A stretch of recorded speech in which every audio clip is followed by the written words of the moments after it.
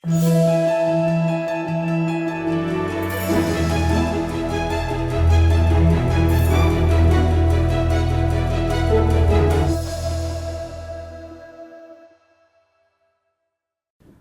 Swastiastu. Pemirsa, kembali berjumpa bersama saya, Cokorda Bagus, dalam program Sapa Bali di Kompas TV Dewata. Pemirsa, ancaman narkoba masih menjadi persoalan serius yang memerlukan perhatian bersama. Di tengah berbagai upaya pemberantasan, pencegahan menjadi langkah penting untuk menyelamatkan generasi muda dan menjaga keamanan di masyarakat. Pemirsa, kali ini kita akan membahas tindak pidana narkoba dan pencegahannya. Bersama di narasumber di studio sudah hadir narasumber dari Kasubdit 3 Dit Narkoba Polda Bali, yaitu Bapak AKBP Nyoman Sebudi, SESH. Dan Pak Sebudi tidak sendiri di sini, sudah ada juga Bapak Dr. Imade Wale Saputra, SHMKN, merupakan dosen Fakultas Hukum di Universitas Udayana. Kita sapa dulu, Om Swastiastu. Om Swastiastu, apa kabar Bapak-Bapak? Rahayu, sehat. Baik, Pak Made dan Pak Sebudi dan pemirsa, sebelum kita mulai, saya ada data nih, Bapak. Data terakhir di tahun 2025, pemirsa, Polri mengungkap ada 38.934 kasus peredaran narkoba sepanjang Januari hingga Oktober 2025, di mana terdiri dari 51.000 WNI, 157 WNA, dan 150 diantaranya adalah anak di bawah umur. Sementara itu bagaimana di Bali, pemirsa? Kita tanyakan langsung ke Pak Sebudi. Pak Sebudi, bagaimana gambaran kasus tindak pidana narkoba di Bali saat ini? Apakah memang ada peningkatan atau justru mengalami penurunan, Pak? Baik, terima kasih Om Swastiastu. Kalau pemirsa Kompas TV yang berbahagia, Pak Cok selaku moderator pada kesempatan siang hari ini. Jadi menyimak dari pertanyaan Pak Cok tadi bahwa bagaimana tingkat peredaran narkotika di wilayah hukum Polda Bali, kalau kita perbandingkan data tahun 2024 dengan tahun 2025, memang itu mengalami peningkatan. Peningkatan ini juga menjadi ciri bahwa kita di Direktorat Narkoba Polda Bali dan jajarannya secara intens untuk melakukan pengungkapan, upaya penyidikan terhadap tindak pidana narkotika dengan berbagai modus operandi yang ada. Jadi banyak sekali untuk perkara di tahun 2025 aja kita sudah mengungkap 967 kasus. Jadi kemudian dengan melibatkan tersangka sebanyak 1.227 orang. Ya, itu terdiri dari baik dari pengedar dan juga termasuk bandarnya, termasuk yang menyalahgunakan atau korban penyalahguna pun ikut menjadi upaya-upaya dalam lidik kita. Baik. Jadi kenapa itu meningkat? Berarti karena pengungkapan kita yang terus menerus. Ya, kalau justru nggak meningkat, ada dua pertanyaan: apa pengungkapannya tumpul atau ada hal yang memang perlu untuk dilakukan perbaikan kan gitu. Artinya kinerja daripada jajaran Direktorat Narkoba Polda Bali dan jajaran di Polres dalam rangka melakukan pengungkapan terhadap kasus-kasus peredaran gelap narkoba ya meningkat di tahun 2025 ini.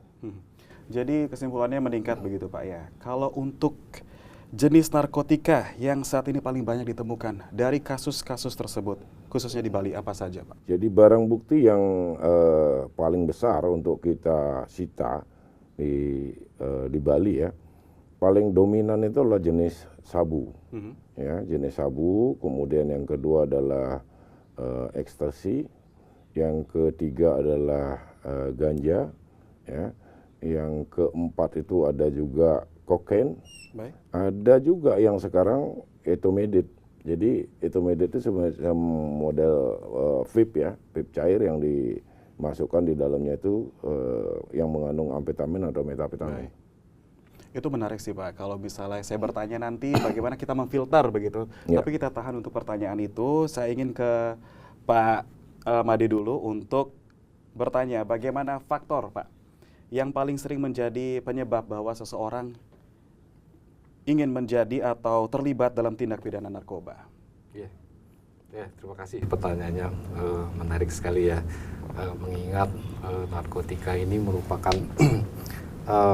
fenomena kejahatan yang sebetulnya sudah dari dahulu kita mengantisipasi begitu ya, tetapi sampai dengan saat ini pun masih saja ada pelaku dan juga yang pengedar maupun yang pengguna ya. Jadi saya melihat dari kacamata akademisi tentunya ya, kejahatan narkotika ini banyak sekali sebetulnya faktor yang menyebabkan, baik yang dari internal pelaku pun nanti kita bisa lihat dari segi pengguna atau pengedar. Ya, kita harus memisahkan beda itu lagi, Pak. karena nanti alasan dari mereka kenapa menggunakan tersebut berbeda dengan alasan kenapa mereka melakukan pengedaran. Ya, kalau yang pengguna biasanya dari internal adalah berawal dari mungkin keluarga ya, yang banyak saya melihat pemberitaan, data dari riset. Nah, itu berawal dari keluarga yang mungkin dari broken home atau kurang perhatian, atau justru kadang-kadang dia banyak mendapatkan bekal mungkin ya untuk belanja, tetapi kurang mendapatkan arahan dari perhatian dari keluarga. Itu satu. Kemudian dari eksternal yang paling sering mempengaruhi dari lingkungan ya. Jadi ajakan, mungkin sekarang trennya seperti itu gitu ya, kan godanya seperti itu, betul ya. Jadi ayo ikut lifestyle-nya begini, hidup hedon ya. Jadi kelihatannya wah gaul, nah itu menjadi faktor yang utama juga. Kalau dari pengedar lain lagi, biasanya didominasi oleh faktor ekonomi. Jadi kriminal itu timbul ketika dia saya kurang mendapatkan penghasilan dari pekerjaan yang layak, kemudian ada tawaran yang mudah, kemudian hasilnya besar, tapi risikonya besar ya. Betul. Itu terpancing oleh faktor-faktor yang demikian. Jadi kita melihat, membedakan dulu apa pelakunya, subjek yang melakukan itu pengguna atau dia pengedar, baru kemudian kita bisa menentukan penyebab-penyebabnya ya. Nanti berikut mungkin dari segi penegakan oleh APH, para penegak hukum, melihat juga faktor penyebab-penyebab ini ya. Nanti antisipasinya seperti apa kira-kira kesana arahnya. Gitu. Jadi ada faktor internal dan eksternal versi masing-masing Pak ya, ada pengedar dan juga pengguna. Saya ingin bertanya kembali ke Pak Sebudi, ada nggak sih Pak pengedar yang tidak menggunakan Pak? Hanya mengedarkan saja? Dari beberapa orang yang sudah kita tangkap ya, jadi beberapa pengakuan tersangka, seperti tadi benar dari Pak Made sampaikan, bahwa kita di dalam hal memperlakukan terhadap para baik itu pecandu, penyalahguna atau korban penyalahguna, kurir, ataupun sampai dengan tingkat bandar tentunya berbeda stratanya. Alasan mereka juga tadi sudah disampaikan. Dan apakah itu ada perlakuan khusus dari ini? Ya ada, jelas ada. Kita menjalankan perintah undang-undang. Kalau dia memang dari hasil asesmen terpadu, tim asesmen terpadu menyatakan dia itu sebagai pecandu atau korban penyalahguna, ya sepatutnya dia dilakukan rehab. Nah, rehab ini apakah pasnya di rehab medis atau rehab sosial, nanti tim asesmen terpadu lah yang membuat atau merekomendasikan terhadap hal tersebut. Tapi kalau untuk terhadap kurir, bandar, apalagi ya itu harus diambil tindakan tegas. Jadi tidak ada hukum seberat-beratnya, bahkan kepada kepemiskinan daripada bandar itu sendiri. Seperti kita akan menerapkan undang-undang TPPU, tindak pidana pencucian uang. Jadi agar supaya tidak ada kesempatan lagi bagi bandarnya ini untuk mensuplai narkotika ini. Jadi itu istilahnya berjalan bersamaan begitu Pak dengan TPPU tadi untuk para bandar? Jadi untuk para bandar tentunya ini by prosesnya. Jadi kita lihat dari jumlah barang bukti yang kita diamankan, kemudian dia menggunakan transaksi itu apakah melalui apa. apakah by transfernya melalui apa? Tentunya ini melalui dari mutasi rekening dari yang dipakai oleh para bandar itu untuk melakukan transaksi. Baik. Kemudian modus operandi, Pak, yang terbaru atau yang saat ini paling banyak digunakan oleh para pengedar narkoba apa, Pak? Modus operandi yang terbaru saat ini ya, sementara kalau dari pengungkapan kasus yang kita dapatkan, yang pertama itu dia sistem adu banteng. Artinya apa? Bahwa dia mengirimkan antar pulau dengan langsung melalui jalur darat. Ya, jalur darat, dia naik angkutan darat seperti bus antar pulau, kemudian dia gendong sendiri barangnya, ditempatkan di dalam sebuah tas. Kemudian yang kedua, dia juga melalui paper bag atau tas gendong, ya, ini tasnya itu dimodif sedemikian rupa sehingga menyamarkan daripada tempat narkotika itu sendiri. Ya. Di samping itu juga ada modus tempel. Ini yang lebih harus kita intensifkan untuk penyelidikannya. Model tempel ini adalah sistem terputus, tidak mengenal antara pemesan dan yang mengirimkan. Nah, terus prosesnya seperti prosesnya apa? Itu adalah begini.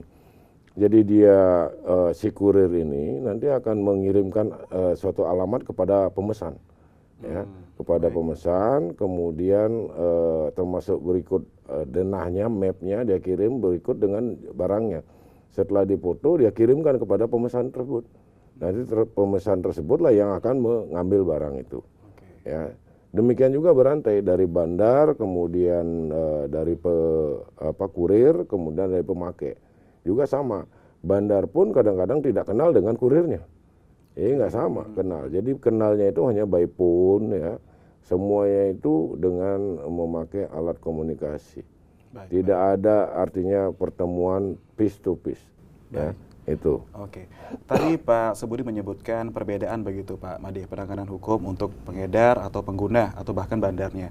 Apakah menurut kacamata akademisi atau praktisi hukum seperti Bapak, ini sudah cukup atau sudah sesuai Pak?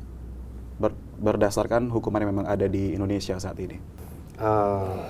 Penanggulangan dari kejahatan narkotika itu kan sebetulnya sebelum kita masuk kepada represif, ada penanggulangan yang preemptif, kemudian preventif. Nah, kemudian tadi yang disebut Pico itu kita masuk kepada represif. Ya, di sana penggunaan penegakan hukum menanggulangi kejahatan narkotika ini begitu ya. Jadi kalau kita lihat apa yang menjadi persoalan utamanya di sini adalah dari penegakan misalnya sanksi pidana yang ada, kita harus mengacu dulu dasar hukumnya ya. Dasar hukumnya kan sebetulnya kita mempunyai dasar hukum yang cukup kuat. Secara istilahnya kalau dari hukum itu lex spesialis, jadi hukum yang khusus. Kita punya Undang-Undang 35 tahun 2009 itu tentang narkotika.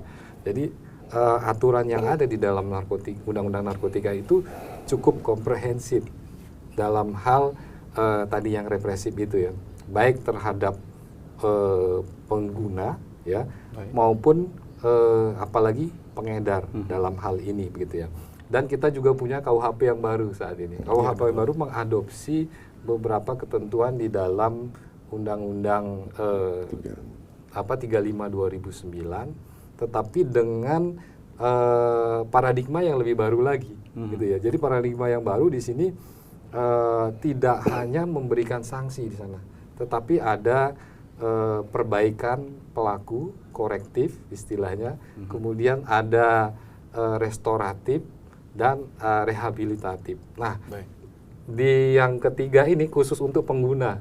Jadi rehabilitatif itu efektif apabila pelaku itu terklasifikasi sebagai pengguna. Tetapi ketika dia sebagai pengedar, tadi disebutkan panjang lebar ya oleh Pak Subudi, kalau pengedar itu ada yang kurirnya, ya, ada yang mereka mengedarkan, ada yang bandarnya ya, dari jaringan yang besar, bahkan ada produsen ya, ada pabrik ya, pabrikannya mungkin nggak di Indonesia gitu. Yang banyak kita lakukan penegakan di sini kan yang ketangkap itu kurir ya, banyak ya, pengedar yang dia memang langsung ketemu pembelinya, dia atau kurir yang hanya mengantar gitu. Tapi yang tidak banyak tersentuh justru mungkin bandar besarnya. Mungkin dia berada di luar juga. Nah, dari segi sanksi pidana saya rasa dengan adanya ancaman sanksi yang minimal itu 4 tahun untuk pengedar sampai ada pidana mati ancamannya itu ya. Nanti klasifikasi apa saja dia pengedar, apakah skalanya kecil, itu kan ada indikatornya. Itu sudah cukup berat bagi saya. Ada pidana mati, ada seumur hidup ancamannya, walaupun secara alternatif ya. Tapi dengan minimum yang ditetapkan cukup tinggi bagi pengedar itu rasanya sudah dari segi pengaturan sudah komprehensif dan efektif. Nanti dari segi penegakan, nah itu tergantung dari berat ringannya lagi kembali ya. Jadi apakah pelanggaran itu tidak pidananya dia masuk sebagai kurir saja, atau dia bahkan pengedar, atau dia bandar besar ya. Nah biasanya nanti ukuran indikator itu salah satunya ukuran atau beratnya narkotika yang ditemukan sebagai barang bukti, itu sebagai salah satu mengukur sanksi. Baik pemirsa, kita menyambung tadi tanggapan dari Pak Made mengenai kasus yang ada di Buleleng, penemuan kokain atau pengungkapan begitu sebesar 21, sekian gram begitu. Menurut Pak Sebudi, kasus ini bagaimana Pak kemarin? Sangat menarik ya, karena kokain ini untuk nilainya itu paling tinggi di antara narkotik yang jenis lain ya. Baik. Jadi dengan karena nilainya sangat tinggi, tentunya ketika kita menganatomikan siapa yang memesan, pastilah dari orang yang memiliki ekonomi cukup berada. Baik. Ya kan, nggak mungkin dilakukan oleh masyarakat yang di bawah lah. Karena perbedaan dari tadi jenis harganya kokain itu sendiri cukup mahal. Ya, kalau dia dikonversikan tadi itu kalau kokain itu 1 kilo itu mencapai harga 7 miliar 1 kilo. Wow, okay. Ya, kalau sabunya itu 1,8. Jadi perbedaannya begitu jauh. Yang kedua, sulit untuk memesan kokain ini karena dia produksinya rata-rata dari luar. Okay. Ya. Kita pernah melakukan penangkapan sebanyak 2,6 kilo bahkan 2 kali itu. Yang dilakukan oleh orang asing yang dibawa langsung dari luar negeri. Yaitu negara Turki. Ya, kalau nggak Turki, kemarin juga ada dari Kazakhstan ya. Itu juga dia juga jenis ininya adalah kokain. Ya, ini setelah kita lakukan penyelidikan, nah, yang memesan ini rupanya sudah tahu bahwa yang bersangkutan ini sebagai kurir udah ditangkap oleh aparat. Sehingga dalam hal melakukan penyelidikan ini kita juga melibatkan daripada pihak bea cukai ya, kita bekerja sama seperti itu. Nah ini tentunya menjadi fenomena agar supaya itu bisa kita lakukan pencegahan, dampak dan lain sebagainya, kita melalui upaya preventif, bahkan represif, tegas, kuratif kita juga udah lakukan. Nah yang paling kuat itu adalah bagaimana membangun ketahanan keluarga dulu deh. Baik. Ya, ketahanan keluarga, lingkungan, bagaimana menjembatani seperti adanya perarem, awik di tiap-tiap desa ya, untuk mencegah bahaya peredaran penyalahgunaan narkotika. Baik. Kita akan bahas itu nanti. Kemudian tadi Pak Sebudi menyebutkan bahwa ada warga negara asing begitu menjadi pelaku pengedar. Menurut Pak Made dari segi akademisi, apa tantangan Bali nih Pak? Karena kita tahu Bali juga merupakan pulau atau destinasi wisata terkenal di dunia begitu, yang akses masuknya sangat mudah untuk warga negara asing. Seperti apa tantangan Bali memberantas pengedaran narkoba, Pak? Ya, menarik sekali ya. Itu terkait juga dengan kondisi Bali ya, yang kita salah satunya mengedepankan keunggulan pariwisata ya. Jangan sampai pariwisata yang kita banggakan, yang kita jaga ini bersama kemudian tercoreng oleh tindak pidana narkotika yang juga dilakukan oleh WNA atau orang asing ya. Dari segi hukum, penegakan hukum ya, kita kembali lagi ke istilahnya yurisdiksi dari hukum pidana. Misalkan keterjangkauan dari undang-undang narkotika dan KUHP ini ya sebetulnya sudah mengantisipasi pula ya, karena baik warga negara Indonesia maupun warga negara asing yang membawa ke sini atau di sini dia mengedarkan narkotika, kalau dia tertangkap dilakukan penegakan hukum, itu juga serta-merta berlaku ya sanksi-sanksi yang di dalam undang-undang yang cukup berat tadi begitu ya. Jadi kita tidak membedakan dalam hal ini ya. Cuma nanti mungkin perbedaannya ketika ada ekstradisi modelnya seperti itu ya, dikembalikan atau memang disanksi di Indonesia gitu ya. Kayak beberapa kasus yang warga negara asing melakukan Indonesia memiliki kepentingan untuk penegakan hukum. Jadi meskipun negara asal pingin biar kembali saja, tolong diekstradisi biar negara asal tersebut yang akan mengenakan sanksi. Tapi kita merasa ini lokusnya di sini, tempat tindak pidananya di sini, dan yang banyak korban di sini adalah warga negara Indonesia. Kita berkepentingan juga untuk menegakkan hukum di sini. Ya sudah, ini ditegakkan di Indonesia saja gitu. Jadi masuk wilayah kita, teritorinya kita, dan juga yurisdiksi dari keberlakuan hukum kita. Jadi sebenarnya dari segi sanksi tidak membeda-bedakan ya. Cuman ada persoalan juga di sini ketika mungkin warga negara asing itu sudah berhasil lolos ya. Dia mengedarkan di Indonesia. Ketika dia berhasil lolos keluar dari negara Indonesia, ada keterbatasan, hambatan juga bahwa sanksi di undang-undang pidana kita sebetulnya masih bisa mengenakan warga negara asing, tetapi kita terkendala yang menjadi yurisdiksi wilayah sekarang gitu ya. Nah, ketika dia keluar dari wilayah Indonesia, ya kita harus menetapkan strategi tertentu ya ketika ingin menjangkau pelaku tersebut gitu ya.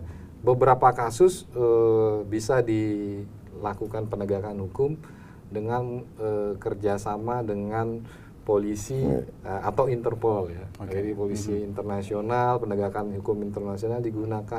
Kita kan punya banyak instrumen ya. Salah satunya mutual legal agreement. Jadi perjanjian dengan negara-negara asing atau kerjasama Interpol langsung ya. Dengan setiap negara juga punya BNN-nya lah istilahnya. Jadi ya. Seperti yang di Amerika ada DEA ya, nah itu kerjasama biasanya Polri dengan itu untuk menangkap pelaku yang ada di luar Indonesia, tapi lokusnya di Indonesia. Dia melakukan kemudian lari ke sana. Itu memang keterbatasan undang-undang kita ini juga harus kita antisipasi dengan berbagai instrumen-instrumen hukum yang internasional untuk melakukan efektifnya penegakan hukum. Jadi menurut Pak Made, tantangan yang akan dihadapi atau yang berpeluang dihadapi itu adalah lebih ke seberapa masif begitu ya pengedaran narkoba yang terjadi dari luar ke Indonesia ke depan, begitu? Ya, kurang lebih seperti itu. Kurang lebih seperti itu. Baik. Oke, pemirsa, kita tadi sudah membahas bagaimana prosesnya, mekanisme atau sistem hukum yang berlaku untuk pengedar dan juga pengguna, bahkan tantangan-tantangan yang akan dihadapi Bali ke depan untuk memberantas narkoba. Kemudian sekarang kita akan melangkah ke bagaimana preventif atau pencegahan nih Pak, untuk masyarakat yang sebaiknya atau selayaknya dilakukan oleh siapapun itu. Bagaimana Pak Made? Ya, kita kalau bicara pencegahan, ini kan di strata yang kedua jadi ya. Tadi kalau yang pertama itu juga pencegahan, preemptif. Preemptif itu dimulai dari akar-akarnya ya, jangan sampai ada potensi muncul gitu. Caranya seperti apa? Ya dia melakukan di usia dini biasanya di sekolah-sekolah, kemudian pembinaan, jangan sampai potensi-potensi peluang-peluang untuk tidak pidana baik sebagai pengguna, pengedar itu muncul. Termasuk juga program-program pemerintah memberikan peluang pekerjaan ya bagi yang mungkin masih menganggur seperti itu. Karena itu justru lebih mudah dia terpancing untuk karena nggak punya penghasilan ikut yuk ini mengedarkan sebagai kurir, terpancinglah dia. Itu preemptif. Jadi sebelum akar masalah itu muncul sudah dicegah. Nah, tahap yang kedua adalah preventif. Itu sudah ada potensi, sudah ada istilahnya niat ya untuk melakukan tindak pidana, tapi masih bisa dilakukan antisipasi, pencegahan. Biasanya sudah di APH, ranahnya APH melakukan razia atau tes urin tiba-tiba ya, inspeksi mendadak. Nah, karena ada potensi di suatu daerah, mungkin suatu wilayah, ini kayaknya banyak di sini nih peredarannya, dilakukanlah preventif pencegahan dengan tindakan tersebut tadi gitu ya. Nah, kembali lagi kalau yang preventif yang paling penting berangkat dari keluarga. Betul. Ya menurut kami keluarga, bagaimana perhatian terhadap anak, bagaimana kita juga ngikut lihat-lihatlah, cek sosmednya ya, pergaulannya mungkin seperti itu ya. Nah, seperti itu kira-kira kalau menurut pencegahannya. Kalau menurut Pak Subudi, peran keluarga sejauh apa Pak? Peran keluarga ini justru yang paling utama ya, yang paling modal, yang paling pokok ini. Karena apa? Karena jarang sekali dalam sisi, kalau dari sisi penegakan hukum selama ini kalau kita anatomikan kepada faktor usia, itu rata-rata yang sebagai pengguna atau pecandu itu adalah anak-anak yang berusia produktif, yang masih perlu untuk mendapatkan perhatian dari keluarga. Memang apakah fenomena saat ini orang tua itu sangat jarang atau karena kegaptekannya atau malas ribut, ini jarang sekali memperhatikan tentang yang namanya alat komunikasi. Ya. Padahal handphone ini adalah sebagai perantara utama. Dia dalam bertransaksi, dalam baik itu memesan, baik itu melalui mobile banking, ya. Itu yang paling penting seperti Pak Made sampaikan, ya. Diajaklah berkomunikasi antara anak, orang tua dan seterusnya agar supaya dia itu tidak memiliki, malah justru di luar dia kena pengaruh eksternal yang seperti tadi lingkungan, ya dia pengen bebas gaya, ya gaya-gaya seperti itu biar dibilang hebat lah dan sebagainya. Ini kan salah satu hal yang bisa memicu yang namanya salah pergaulan itu yang sering ya. Ya, kemudian dari penampilan anak kita kan kita mengetahui itu, ya dia bangunnya kesiangan, dari wajah juga dari fisik yang gampang aja, bukan kita menjustis bahwa itu pasti pengguna, tidak, tapi minimal embrionya itu tadi ada seperti yang Pak Bade sampaikan tadi. Oh gimana sih kalau anak kita itu pulang pagi keluar malam, ya kemudian ketika kita melihat matanya cekung, kayak bukan orang kurang tidur, ya. Kemudian kita lihat dari gigi misalkan, struktur giginya udah nggak bisa ngikat nih gusi. Oh, itu kan salah satu juga sebagai ciri, oh ini penggunanya metafetamin atau amfetamin begitu. Ya pengguna sabu itu rata-rata begitu, dari ciri sedikit begitu. Nah dari kehidupan sehari-hari juga dia pasti pendiam, dia tidak akan mengurangi pergaulan dengan lingkungan, ya menyendiri.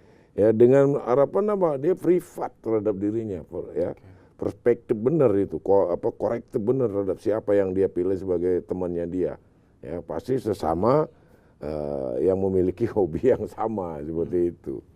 Ya inilah dari peran utama adalah keluarga, bahkan dari program-program preventif yang tadi disampaikan sama Pak Made itu sangat benar. Dari kita juga ada dari Direktur Narkoba bahkan membentuk semacam melombakan bahkan sekarang adalah kampung tangguh narkoba.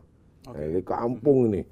Kalau dari BNN ada desa bersinar, ya bahkan ada namanya di desa itu ada namanya IBM, dibentuk IBM duta-duta anti narkoba. Bahkan di sekolah dan seterusnya semua udah kita sentuh. Artinya apa? Dia akan kembali lagi ke keluarga, ke masyarakat. Di luar daripada itu kesadarannya mereka ini harus ditumbuh kembangkan. Dampak negatif dari penyalahgunaan narkotika itu seperti apa? Baik. Oke, kita lanjut lagi nih Pak.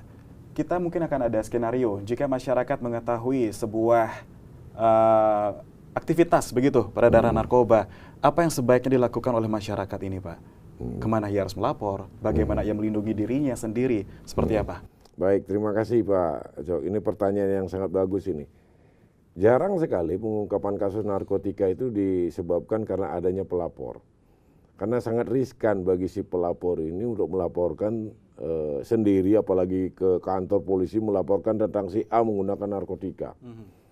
Karena dia ketakutan, karena seorang apalagi bandar, pengedar dan seterusnya. Tapi bisa dilakukan oleh masyarakat. Sekarang udah ada namanya media 110, ya. Itu sebagai bahan penyelidikan, semua juga akan tercover. Masing-masing satker di Polda saya kira juga punya inovasi melalui WhatsApp, nomor handphone yang bisa dihubungi. Tapi sekarang 110 udah bisa diukur tuh kecepatan polisi untuk mendatangi TKP. Oh ya, siapa pelapornya udah ketahuan identitasnya. Dan kalau untuk narkotika itu bisa dilakukan itu dengan kita juga bisa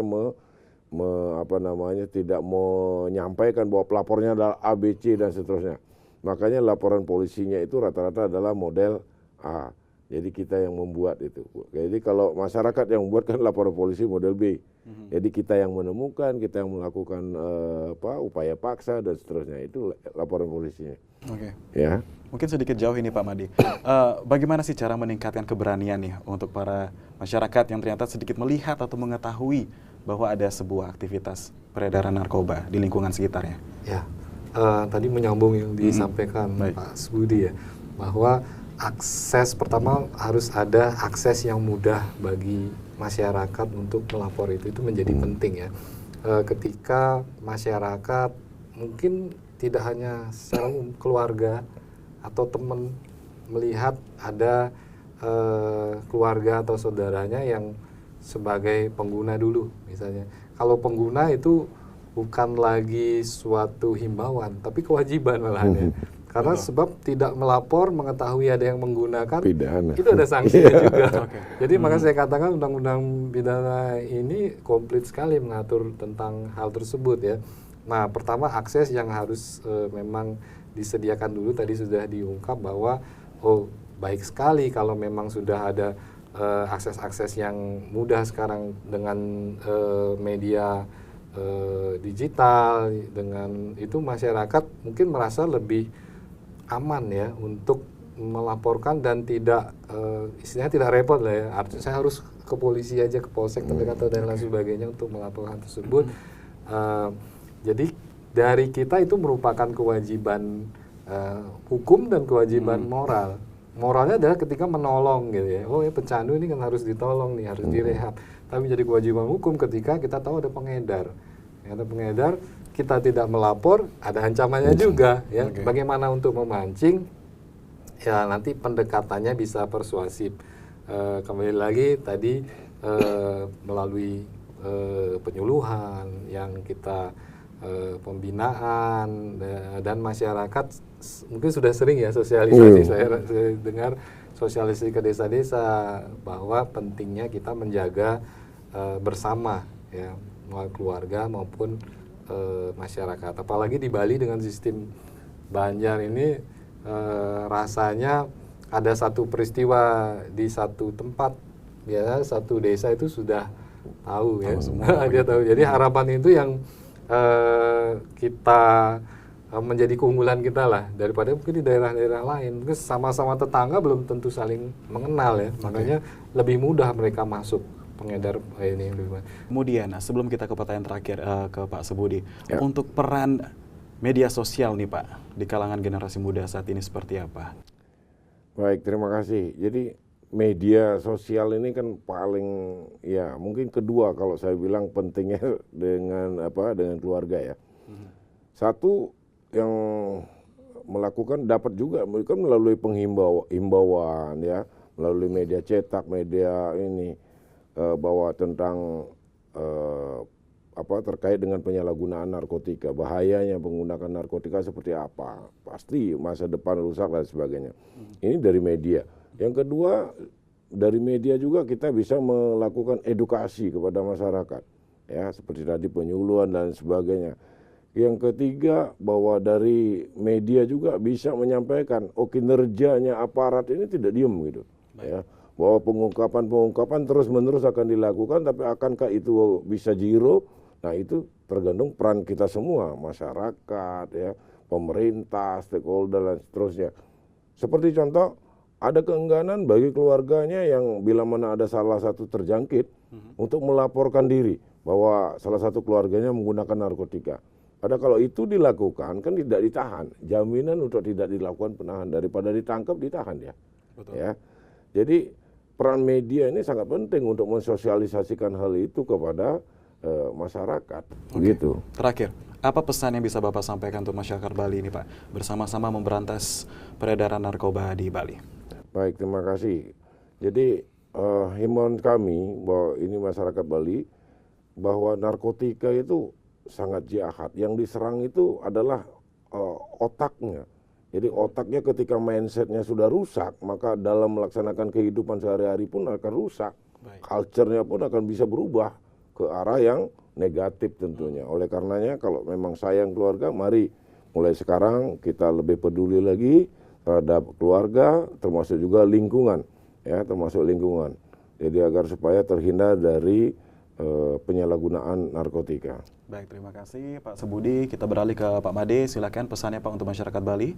Ya, kita ketahui bahwa narkotika itu merupakan salah satu tindak pidana yang tergolong extraordinary crime ya.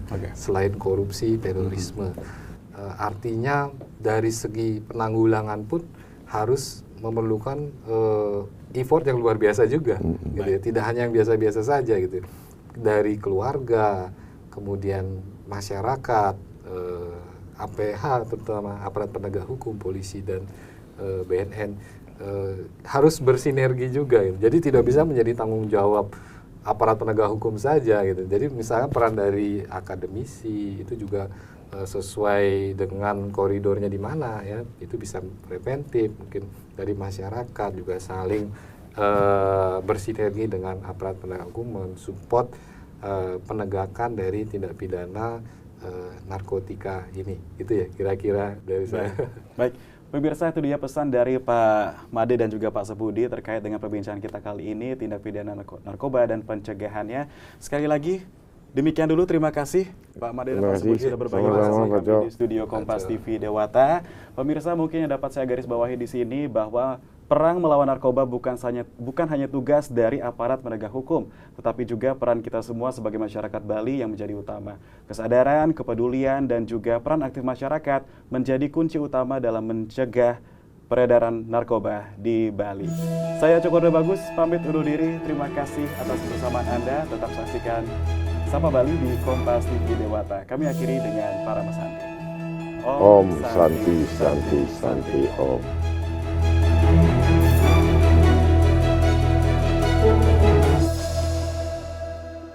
Semua kira-kira ya sudah semua ya.